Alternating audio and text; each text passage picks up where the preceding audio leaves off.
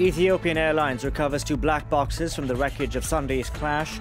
Authorities in Ethiopia, Indonesia and China have called on carriers using the Boeing 737 MAX 8 to ground the aircraft. A power outage grips Venezuela, threatening food supplies and hospitals. Interim leader Juan Guaido wants lawmakers to declare a state of alarm, while Nicolas Maduro points the finger of blame at imperialist forces. And sporadic protests planned in Algeria, pressuring the president not to seek a 5th term in office. For 3 weeks now, demonstrators have been calling on Abdelaziz Bouteflika to go. Thank you very much for joining us here on France 24. First, Ethiopian Airlines has recovered 2 black boxes from the wreckage of Sunday's crash. Flight ET-302 bound for Nairobi crashed minutes after taking off and killed all 157 people on board. The crash has called into question the safety of the Boeing 737 MAX 8. Today, authorities in Ethiopia, Indonesia and China have called on carriers which use the plane to ground the aircraft. Julia Steers has more on this story from Nairobi. In Nairobi, news is slowly trickling out today as people publicly share that they've lost family members, that they've lost colleagues. This was a hugely popular flight for people based here in Nairobi and in Addis Ababa to go back and forth. It was popular for business travelers. It was popular for tourists. And the 35 different nationalities on board really reflect the fact that there were a diverse amount of travelers on board and who regularly travel through the region. So many people here in Nairobi have been touched by the losses. 32 Kenyans died on the flight, as well as many other nationalities, Canadian, French, British.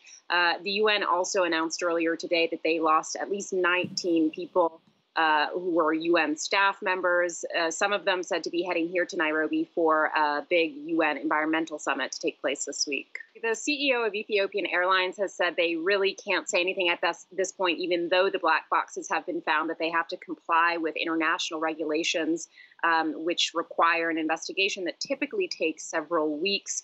They have reiterated, however, that the pilot was a senior pilot. He was very experienced. He had over 8,000 hours of flying. So, of course, that has continued to fuel some of the speculation that this could come down to the fact that the plane was a Boeing 737.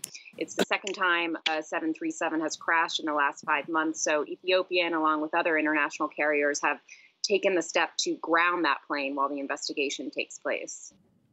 Now, as Julia Steers was reporting, Boeing's safety record has been thrown into the spotlight, with similarities being pointed out between Sunday's crash and the Lion Air crash back in October 2018. The company's stock plunging over 12% in New York this Monday.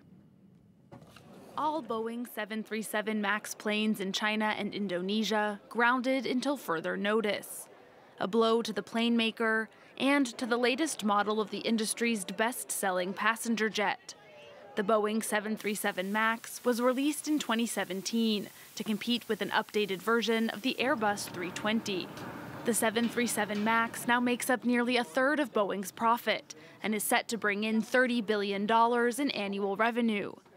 Over 5,000 Boeing 737 MAX planes have been ordered worldwide, and at the end of January, Boeing had delivered 350 of them, with around a quarter going to Chinese airlines. Now that the model has seen its second fatal accident in 5 months, Boeing is doing all it can to reassure clients. Safety is our #1 priority, and we are taking every measure to fully understand all the aspects of this accident. At this point, based on the information available, we do not have any basis to issue new guidance to operators. The company's shares took a hit after October's Lion Air crash, but it didn't have a lasting impact. Stocks ultimately rebounded to 18% higher than they had been before the accident. While Ethiopian Airlines and Caribbean carrier Cayman Airways have also grounded their Boeing 737 MAX planes, many airlines are standing by the company. Boeing's biggest client, U.S. carrier Southwest, said that they are confident in the safety of their fleet. In other news, things continue to go from bad to worse in Venezuela. The country now grappling with a massive power outage, food risks rotting, and dialysis patients and hospitals are at risk. Opposition leader Juan Guaido wants lawmakers to declare a state of alarm in order to secure the delivery of international aid. Nicolas Maduro, meanwhile, blames the power outage on an electromagnetic attack. Earlier, I spoke to our correspondent Catherine Norris-Trent in Caracas for the latest on the power outage. Well, the situation is very patchy indeed. In some areas, the electricity is back on, but it's by no means stable. And here in Caracas, in the area where I am right now, there has been a blackout since around 1 a.m. in the morning local time. So we can definitely not say that this power outage is over. It's entering its 5th day, and it's having a real impact now on many Venezuelans because daily life is already hard here. But let me just give you an example of what it means for some of them. There's no real cash at the moment because of hyperinflation. The bolivar, the Venezuelan currency, has basically become unusable. So people have been paying for their daily food and all their needs by electronic card transfers. And of course, they haven't been working. So in the places where there is electricity, there are huge queues outside the shops with people trying to buy food. And then, of course, a lot of refrigeration systems aren't working. So people really struggling to get by have had to throw away much needed supplies.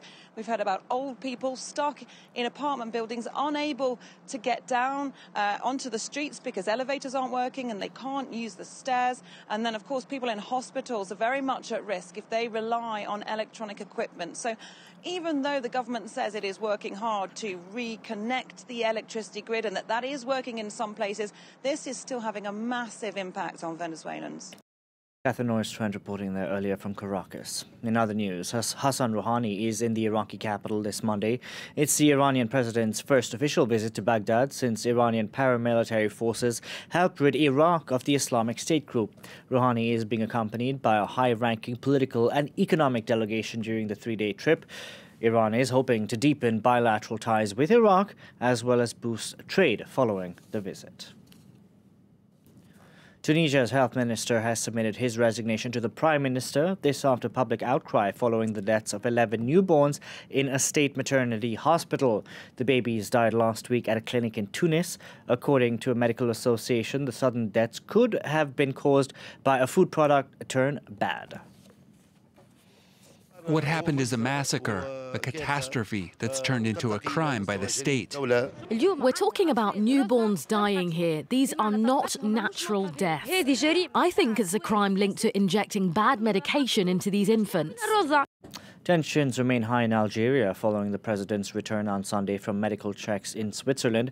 Pressure has been mounting for the past 3 weeks for 82-year-old Abdelaziz Bouteflika not to seek a 5th mandate in April's election.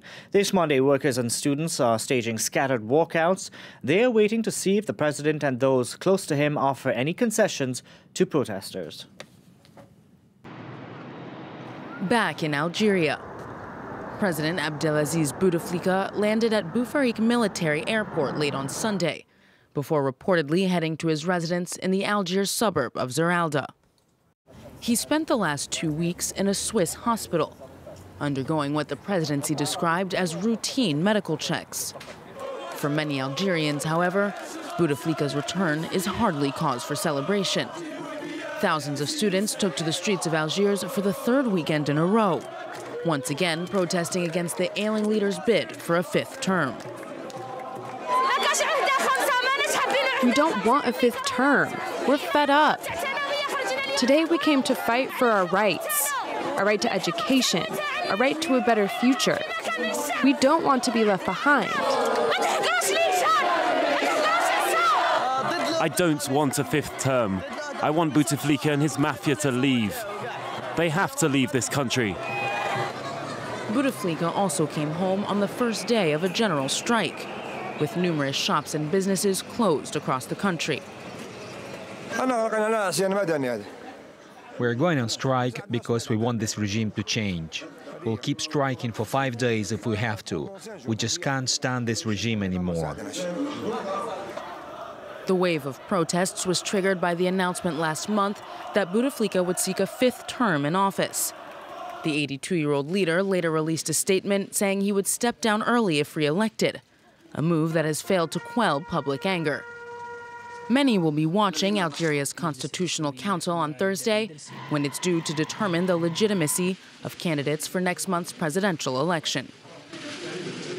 That's it from me. Thank you very much for watching.